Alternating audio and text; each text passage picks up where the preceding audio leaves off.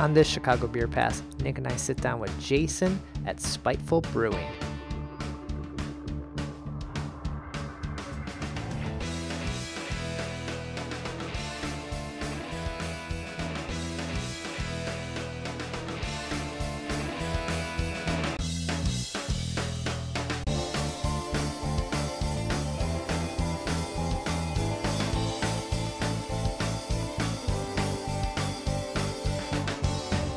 These last 3 weeks, what'd you make it to? How's that beer? It's what you think it is. It'll be like the stuff you hear. You ever go to every time you go to Floyd's, all the music sounds like this. Raw, raw, raw.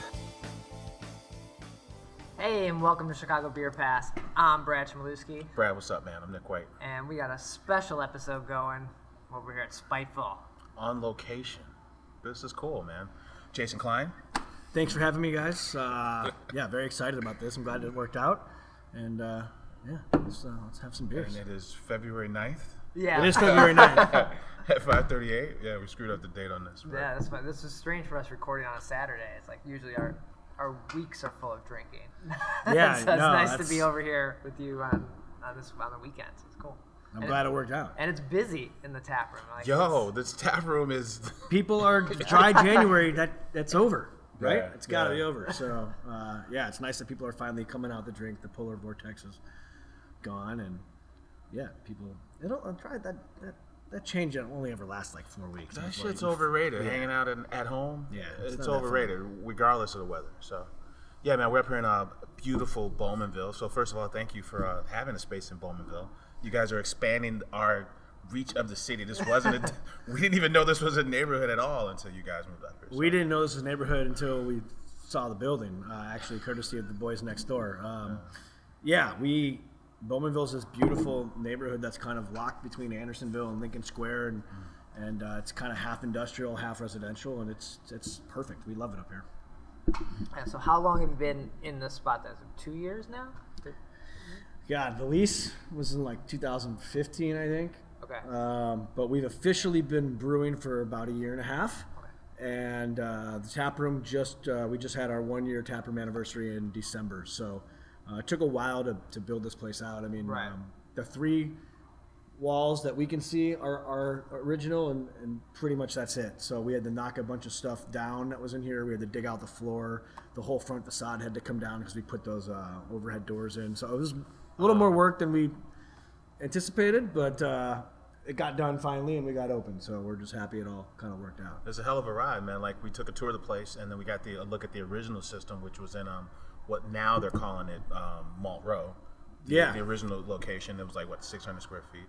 And you still got that system, and then you got this massive 60 barrel system here. 30 barrel system. It's been a nice upgrade for us for sure. It just allows us to kind of grow into it as opposed to running, wishing we bought a bigger brew house right off the bat. So cool. So I want to I guess go back to we started here at Bowmanville. We need to go back and hear the story of Spiteful a little more. And I know we've referenced it a lot, like that scene of when you guys kind of exploded in that second wave of Chicago breweries that are around now. Yeah. So yeah, I'd love to hear a little bit about that. So we're 6 years in now, since we've actually been open, which is pretty exciting. And then we've got a couple years behind us on that, just kind of home brewing and planning out. Mm-hmm. So when we were doing that planning, I want to say it was Rock Bottom, Goose, Metro, and Half Acre. I think that was it. There was no Rev, there was no Haymarket. Pipeworks was obviously also in planning. But now by the time we opened, a lot of those guys had opened. Rev had opened, Haymarket had opened. I think then Beguile and Lake Effect, and those guys were right there. Pipeworks, obviously, because that's where Brad worked he volunteered there for a few months anyways while we were waiting for our equipment, which is kind of where he learned how to take it from the home to the commercial space, because it's pretty different. But that was, still, you're talking, I think we were the 8th or 9th production brewery in the city. Right. And I don't even know how many there are now. Shit, like 67. Yeah, just in Chicago, right? Just in the city, and then with the burbs, it's another 100. It's bizarre. It's nutty. I think guys drinking beer put out something that said every 3 weeks for a decade, a new brewery open. I just read that somewhere open too. in Chicago, and it doesn't make sense. mind-blowing. That sentence doesn't make sense. But I mean, yeah. To your point, man. Like 8 years ago, there were like a handful of breweries, like literally like 5 or 6 breweries. Yeah, it's crazy. And like when we started canning in 2013, Half Acre, obviously, I think by then Rev had been canning. But yeah, I think that's it in the city. because Pipeworks was still their daily bottle release. Yeah, right. And then you had 2 brothers in like Wild Onion, I think, in Yeah. the Burbs. But and Finch. You always forget about Wild Onion. Finch was actually canning too. Oh yeah. Okay. They did beat us. then- But even so you're talking what 5 people, including the Burbs, that put beer in cans, and now everyone's doing that like every other week. There's a new can out. It feels Exactly. like. Yeah. And then you guys kind of made your debut at Fobab, That's sort of. legend has it. Yeah. Yeah, that's that did happen. That's right. Because I think we were drinking the stout on like a recent episode or review, and we do the reviews, and then we do the Right. show, and then we had GFY on the show, and then we had what's the GFY coffee. what was the mixed 4-pack too? Oh, and we also did the Pigeon Porters Pigeon a while Porter. ago. Yeah.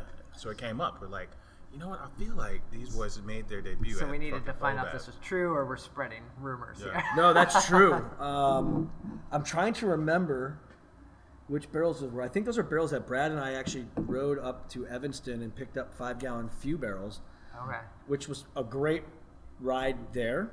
So yeah, riding back from Evanston with a 5-gallon barrel in your backpack actually was not a lot of fun. They're oddly shaped. They're very, very hard. It seemed like a great idea at the time, but those I think were the barrels that we filled. Yeah. And we did it. We were waiting for our license, and actually I take that back. Our license, we had gotten our brewer's notice, and I think even our Illinois permit, but we didn't have our equipment yet. So we ended up brewing a batch, putting it in barrels, and then submitting it to Fobab. It's honestly so we can get tickets. 'Cause we couldn't get tickets at that point. We're just happy to be here. And it was GFY Stout. It was that beer, and that's And it was scary because this was when it was at the Lofts in Bridgeport. Yeah. Those were good times, man. That We reminisce all the time Yeah. about. I mean, unless you got stuck in the elevator, then it wasn't really a good time. But That did not happen to me. I was one of the lucky ones that did not get stuck. But that was great, and that was our kind of introduction into commercial brewing as Spiteful Brewing, and it was a little intense, but we were very happy to do it, and happy to be part of that. It's kind of a different scene back then too, though. Like people were way more accepting, I think, of beers in general. Where now it's like, you're judged so fast, and like people are moving on so quickly. They want to judge 8 beers in one sitting instead of like appreciating like the beers for what they are. It's more about like Untapped, and that shit didn't exist. Like Rate Beer and Beer Advocate obviously did, but now it feels like it's a little different. Yeah, that's true. Because I remember, like, even we talk about the Lincoln Park Lager days, right, from the Half Acre Boys, and how, like, finding your way when you first open your brewery was kind of an accepted thing. Yeah. Definitely. And, I don't know if that exists now. Yeah. So then is the stout, we had the coffee one that got released recently. Is the stout brewed all year? Is like, what's the... So we usually brewed it a few times a year. It wasn't necessarily a set schedule. But now that we're here, we can kind of keep it as it will always be available in winter at the very least. And we do the coffee and the regular at the same time because we can do it very easily now, because we basically just transfer half the batch into the bright tank, package it, and then transfer the next half, and then add the coffee. Makes sense. Okay. So that way we get 2 beers out at the same time, and it's been great to brew it on a big system. I mean, that is actually the first. Not only was it our Fobab beer, but it was the first beer we ever released in Bombers. Oh, okay. In December of 2012. So it was. It was. I think the one in Fobab was a variation.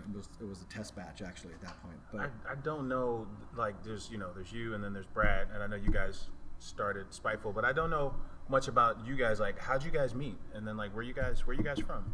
We're from the northwest suburbs, actually. Right on. So we grew up around here. We met playing pond hockey when we were like 9. Yeah. And then we were on the same high school team, and then spent a little bit of time in college together. So we've just been friends for a long time. Nice. And I was living here after college, and we both went to Arizona for a little bit. I finished there, but Brad actually transferred to Boulder. And that's where he kind of got exposed to beer, right? Because even when I was back in Chicago, I was drinking High Life and Miller Lite and that stuff. So I still drink High Life. Well, until we made our own lager. Now I drink that. But we were trying to figure out what we wanted to do. We kicked around the idea of starting a bar, and then realized very quickly. I've always wanted a bar, by the way. Right? It's like it sounds like it'd be great, right? No, for real. And then we did the back of the napkin math, and I talked to one of my mentors from where I worked, and he was like, "Just just put numbers down, and you can't really do a bar on a budget." And not to mention, Chicago has a few bars. So we quickly, and we didn't know shit about running a bar. We just knew a lot about being on the bar stool side of a bar. So we pivoted and tried to figure out like what we're passionate about. And he had introduced me to good beer at this point. And I come from a manufacturing background. So to me, like starting something that we could, if we could stay manufacturing, that'd be cool for me. And Brad was into this beer, and like everything kind of just came together. So we said, okay, let's open up a microbrewery. And we had never brewed a batch of beer at this point. Like, this is like literally just what we want to do. So we went and we read John Palmer's How to Brew. Brad had it, actually. It was like someone in his family, I think, gave him a copy when he was out in Boulder. So we read that, went and bought the kit up in Libertyville. I don't even remember the name of the store. Because there weren't, like, Brew Camp wasn't here. I don't know. The tie hat guy worked there. Oh, really? And then he left to go work at tie hat. Yeah. That's where we bought our first kit. So we did that and started. I have pictures of it still. We laid it out in his kitchen and like took pictures of it. And we're like, we don't know if this is going to work, but we only invested like $107 into this. So if we hated brewing, it would have been very easy to not continue. But we obviously didn't hate it, loved it, and just kind of aggressively homebrewed for 3 years after that, where we were doing like 3 batches a week, every week, because we had a goal. So we approached it a little bit differently and kind of backwards. I think most people are homebrewers and then decide to go into the commercial space, where we were like, nah, we want to go to commercial. So what do we need to do to get there? So our homebrewing was always a little bit different, I think, because it was always with the end result of getting here, really. Right. So, how can we scale this up? Yeah. Not like, oh, we're throwing some weird ingredient that I can just get off the shelf. Exactly. Sort of thing.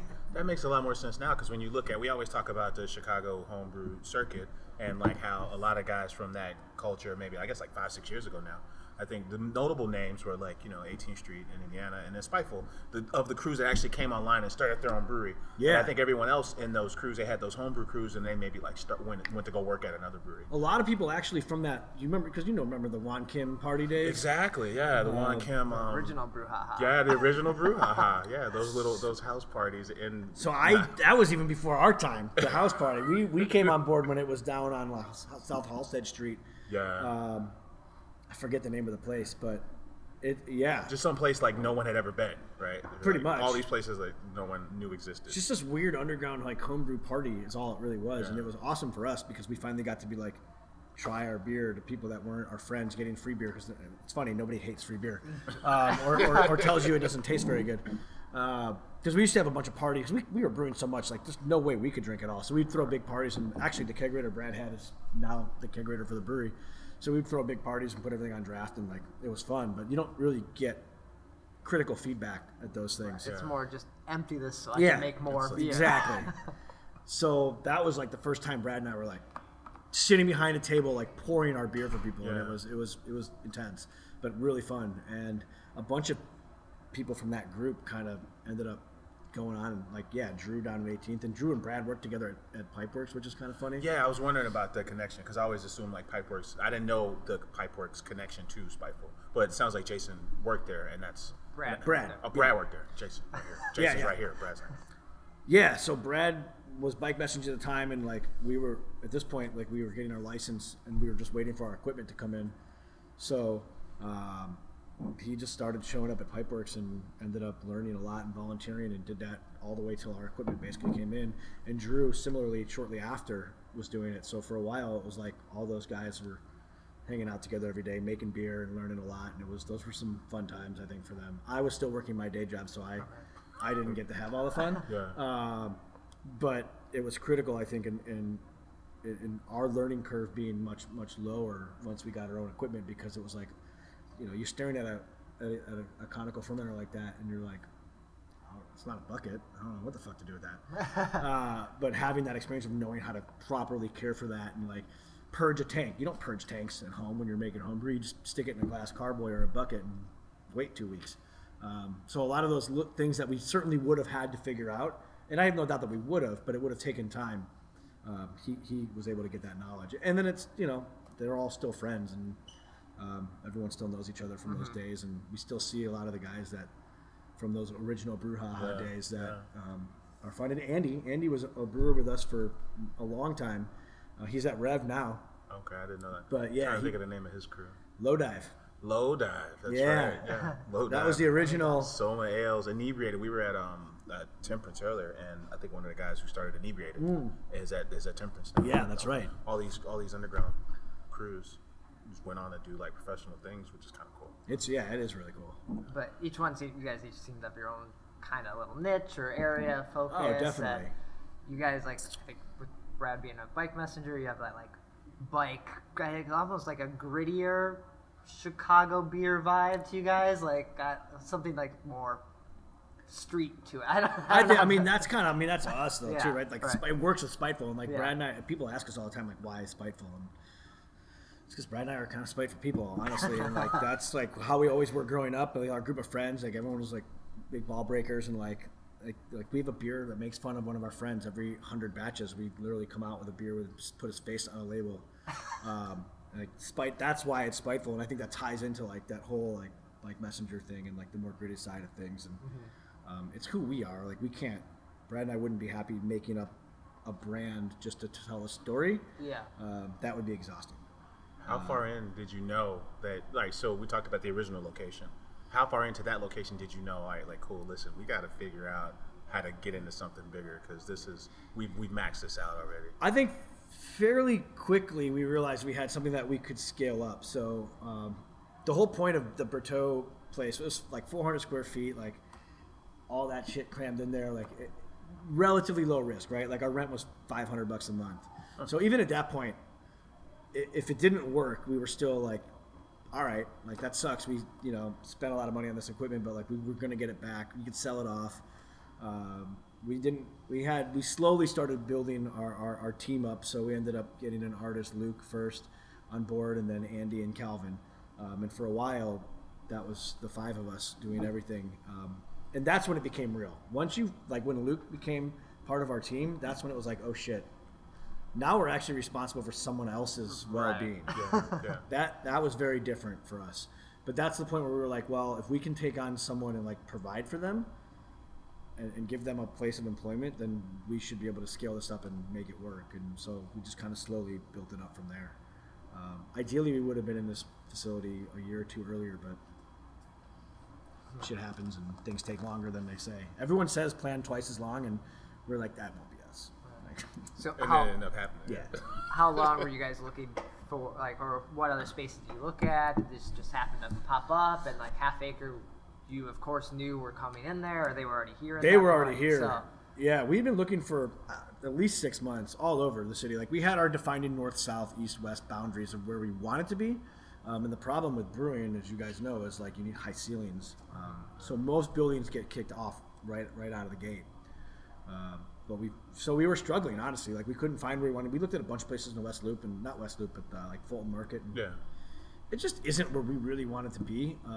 We had been up at Berteau, and we really liked the Ravenswood Malt Row area. Wow. So if we could stay there, that was always the goal. And I just got frustrated with the process, and eventually ended up calling Gabe over at Half Acre. And he was awesome. He talked me through, like, because I said, how long did it take you guys? Like, what was the process like? Because we feel like we're just hitting a wall here. So we talked for a while, and then he called me back a few days later, and he said, the place next to us is for lease if you guys want to take a look at it. So we did, and walked in, and Brad's got the vision. Like, he puts all the organization together, and he walked in, and he's like, we can make this work. And everything else was like, the size was good for us. I mean, this isn't huge by any means, but it's a hell of a lot bigger than where we came from. So plenty big and room to grow. We get to have our bar finally, which is nice. You kind of like backed into like having the bar. Yeah, we knew we were gonna get there at some point. We got that bar, but we brought people on board that know how to run a bar. So it's been good to get up here, find the space, talk with those guys, and before we signed the lease, I talked to them again. I'm like, "You guys sure you're good with this? Because like if we do this, we're gonna do it. And it's been a great relationship. They've always been really great to us, so it was a natural for us. It was like we knew them probably the best of any other brewery, and it was just a nice, natural, normal thing. And we're kind of in the middle of nowhere here, in between that Andersonville and Lincoln Square that I was talking about before. So to have two here, I think kind of helps people. Like they have food, we don't have food, so it kind of works. We're not really competing against each other. I think we complement each other more than anything. And our beers are different. We don't really do the same stuff. Like we both have IPAs and pales and whatnot, but I think they're different enough where you'll have a very different experience here than you will next door. Yeah, Brad said this last week on the show. He was like, Chicagoans, man, when they go out to drink, they don't necessarily just want to go to one spot. No. So the synergy of having like those guys next door and then coming over here for something totally different, I dig that. I hope we see more of that in the city. And it benefits you guys a lot too, because Half Acre is definitely the bigger name. But people are like, "Oh, Spiteful, I'm gonna check them out," and like, "Oh, now there's 2 spots. I know I can come back here and tell people." And I think so. Makes it a little cooler if like, "Oh, all my friends know Half Acre, but I know Spiteful now, and I can tell them, hey, let's go here." And so that's to that like just Chicago community growing, and I think it has worked well, and it's why not? Like if you're on the fence about going out to a brewery, but there's one literally next door, kind of makes that decision a little easier. And then they've got a great kitchen over there, so like you don't have to worry. Like we were both just tap rooms, I think it wouldn't even be maybe not as effective, but the fact that they do that, you kind of can get the whole experience, and then you can go out to the next spot. Because you're right, people. I mean, I tend to find a bar stool and not move, but that comes from the college days.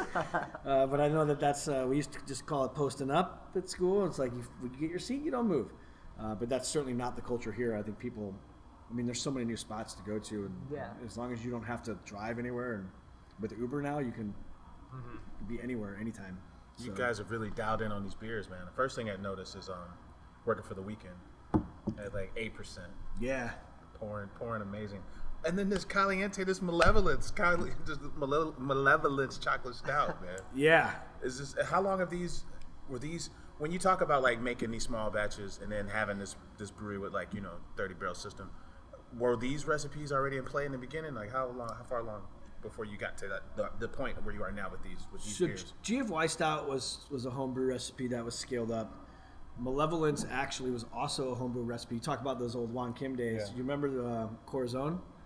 With Adrian and Carlos? I do. They would come in, they all had on V-neck sweaters and ties. Yeah, that sounds about right, actually. It was like 4 of them, yeah. Yeah. Everything had like... Yeah, there was Dave and I think John. I think it was the 4 of them. Yeah. That recipe was our first real collaboration. Was with those guys. And we went into their place and brewed it. And we loved it. It worked really well. We actually put that in barrels. I still have a few bottles of our homebrew barrel-aged Malevolence somewhere. It probably does not taste good. But that was like, it was a great thing for us, and we loved that beer so much that we talked to them and we said, like, Adrian, I think at the time was at Dry Hop. Yeah. And we're like, hey, we want to make this beer. Are you guys okay with this? And like on the description, we talked about the backstory. So that's where the base Malevolence beer comes from. And then we just decided to make a Mexican hot chocolate version of that. This is probably in 2014 or 15. I think 14 first, and then we barrel aged it for 2015. But it just kind of came together, like, just nicely. Like we all kind of sat around a table and like had a bunch of different peppers. Like we knew we wanted, to make it Mexican hot chocolate, you need to have like the cinnamon, the vanilla, and the chocolate, right? But then the pepper aspect was. That's kind of where each brewery that makes a version of that beer can kind of put their own mark on it. Yeah. And when we did our blind tasting, what we thought we were going to use in the beer, we did not use in the beer. Yeah. So it was interesting. So it's a blend of different hot peppers, and it was just a really fun experiment. It was great because we were a small team and we were all involved in like kind of picking it out, and we love it. So we just kept brewing it. So that one. And this year we scaled it up for the first time on the big system and made we made one batch, so we made like 25 barrels of it. And it enabled us to do a few things differently. So we boiled it for 5 hours, which we would not have been able to do in the past. So we tweaked it a bit, but that one was a homebrew recipe. Spiteful IPA was kind of loosely based off of a homebrew recipe, but certainly we learned a lot of our homebrew IPAs had crystal or caramel malt in it, and we don't use that at all, really, unless we're making like an English style IPA here. So we did learn things as we went along. Spiteful Lager was a new recipe. Actually, it's only been around for about a year. We brewed it in the tap room only, and it became our best seller pretty much overnight. And we're like, we should probably put this in cans. And that's what I drink the most of. And then Alley Time was also, a lot of those early beers were loosely based off homebrew stuff that we fell in love with. Like I love TFNS Amber Malt, so we use a lot of that. You can see a bunch of Maris Otter over there, working for the weekend.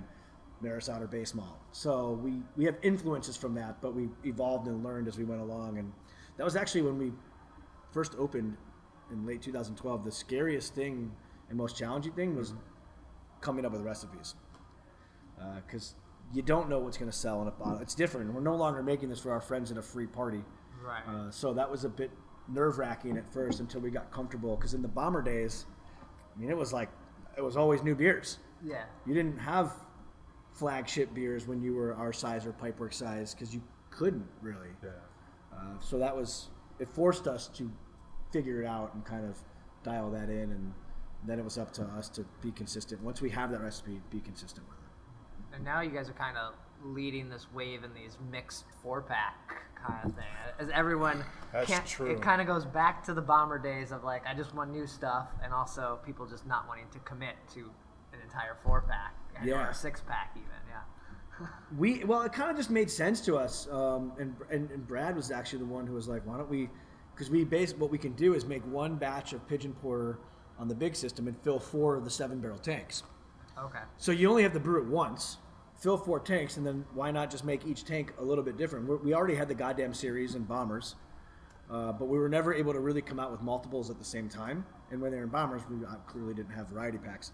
So it was a lot of fun actually to kind of do that. It wasn't easy to package it, but it was fun, and I think it's kind of nice. It gives people that ability to have one of each beer, because people always said like, I want to try all the goddams, and it's like, well, we might make one in like July and one in January. Like, you can't really do that.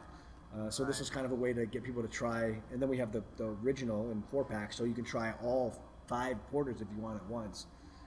And then we did it with Hostel Harry Stout, as our Russian Imperial as well. And it's been fun. We like it. Yeah, I liked it. And then the trying them all, and then even the blending them is like, it just adds to another level of like, you're having fun with the beers again as a drinker of them too. So blending was interesting. We didn't know how that was going to go over. We did flights with all 4 beers when we released it, and then you got a giant glass in the middle, and you could kind of mix and match. And it was some people I don't think enjoyed it, but because it's very odd. Like, it's an odd concept to like pour. Like, you don't ever think about mixing beers. I mean, even in wine, I didn't realize how common that was in wine. Like, a lot of all wine basically is, they're different blends. Yeah. So it was fun, and people ended up really liking peanut butter and chocolate, and it's like, no, that's one of my favorite. That's why we have a peanut butter chocolate version of that beer. But it was fun, and people seem to kind of get into it, and we look forward to doing more of that. Nice. You guys are very much a Chicago brewery, right? Like, I think, do you distribute? You don't distribute outside of Illinois, do you? No, we have kind of made a commitment to stay in Illinois. We don't, never say never, but we don't have any plans or aspirations to go across state lines right now. There's something to be said, I think, about taking care of your market, and we're committed to doing that, and it's been so far so good. We signed with a distributor about 1.5 years, almost 2 years ago now, which was different for us. You guys are with, I want to say Breakthrough? We're with Breakthrough, yes. And that's been great. It's allowed us to focus on making beer, because at this scale, like Calvin and a Tahoe and the Explorer can only move so much product. And his jorts. We don't talk about that. We don't bring that up. It was George eating a Reuben sandwich. Yeah. Those were bad. Yeah, the Reuben sandwich is good. Jorts, because they weren't just jorts. You're not really doing. I mean, they were short jorts. But to each their own, I guess. I think he figured out that was not the way to go. He did an amazing job moving product, but you can only move so much with 2 vehicles, and I would help out when I could, but it wasn't going to be sustainable. It certainly couldn't move this much product. So by doing that, it's allowed us to be committed to Illinois as a state, as opposed to just certain pockets, and then focus on just making the best beer we can. And so far, it's been a really great relationship. Well, yeah, I've been enjoying myself coming up here, and we've been here now back-to-back days. Yeah, so we're 2 for 2. Yeah, we noticed. Like Brad was drinking the brown ale yesterday, and it's like I'm noticing like I didn't really look at them this way, but Spiteful's like really dialing in on classic styles, you know. And there's something to be said about that, especially nowadays, right? But even the IPA feels more classic than even like it's not a hop bomb, it's not a haze. It's just like it's kind of full-bodied IPA. It's nice. Yeah, for us, it comes down to drinkability has always been kind of our guiding light. And back in the homebrew days, because we were pretty much self-taught, like just reading on how to develop recipes. I remember reading. I don't remember which book it was in. It was probably in John Palmer's book, but it was one of the lines was like, if you should try brewing classic styles first, because if you can't make those well, don't even bother with your Russian Imperials and all your adjunct shit. And that kind of stuck with us. So we always kind of try to stick to the classic styles, and then obviously deviate from that from here and there. But certainly the backbone of most of our beers are classic styles, and it's a lot of fun. Like we got a mild in the tank right now. It's like 3%. Oh, cool. We did our first Oktoberfest. Not having to put everything in a bomber and be able to make lagers has been a great thing for us in the tap room. And the Oktoberfest was a lot of fun, just to finally, because that's one of my favorite styles, and to finally have our own was great. And so yeah, we do tend to stick to the classics. We don't make a hazy beer, if you haven't noticed.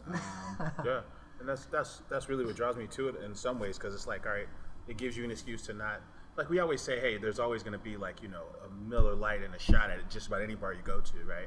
But now I'm at a point now where I can like take these styles that I used to associate with big breweries, and I can have a crew that I know, that I like, and they're making the same style. It's like, well, you know what? Let me get that one. I'll get that one instead of this old one that's made. We've got a whole movement with the Spiteful Few we're trying to do. That's a shot in a beer, and it's that exact thing, right? Like we make a lager now, and it's a 4.7% lager, and it goes great with any shot or any like. It's specifically not a pilsner because there's a lot of great pilsners in the city. We do make a pilsner that we have on draft. Can probably a small amount of it, just tap room only next time, but. Our Spiteful Lager was specifically designed to not be hoppy and bitter because that's been done very well. Mm-hmm. So we were trying to find that craft option that works well for a shot in a beer and doesn't destroy your palate, and you can just drink a bunch of them. Just was what I do anyways. Yeah, it's been nice. It matters, man. So what's coming up? What should people look out for? What's the next release? Next release, well, that Pilsner actually did very well when it was draft only, so we are going to can some of it. We've also brought back our Diggable IPA, which is a Galaxy hopped IPA, which we haven't been able to make as much as we would like. Galaxy's a fairly popular hop, so we couldn't even make a 60-barrel batch if we wanted to. So we basically have that coming up in cans. That'll be canned next week. Alley Time's coming back. That's in cans. That's what I was drinking before I got here today. That was one of our core beers that we had to unfortunately do away with because we didn't have the hops at the time. Now we do have them. So that's a Simcoe hop beer. So we're really excited about that. And then just kind of pushing through till spring and figuring out the next couple big releases. Get those garage doors open. Oh yeah, I can't wait. Nice. I mean, people want to drink again. This is great. 20 degrees doesn't quite feel like summer, but it doesn't feel like negative. What was it like negative 20? 17 or We walked in this joint. It's 14 degrees, and I'm like, dude, there are no seats. Where are we gonna sit? Man, this is cool. Though. I love it, man. Yeah, we're excited, and just to kind of get this year, like we've got a year under our belt now, so now we can figure out like what to do. More variety packs will come in the future, and we're just excited for year 2. Cool. Well, awesome. Thanks for taking time with us today. And yeah, it's been great. Looking forward to more people coming up here. Yeah, it's nice. Yeah. Well, 7 days a week now, so there's always one of us drinking here. All right. Cheers. Thanks for listening to Chicago Beer Fest, and we'll be back with another episode soon. Right on. Thanks for having me, guys. Appreciate it.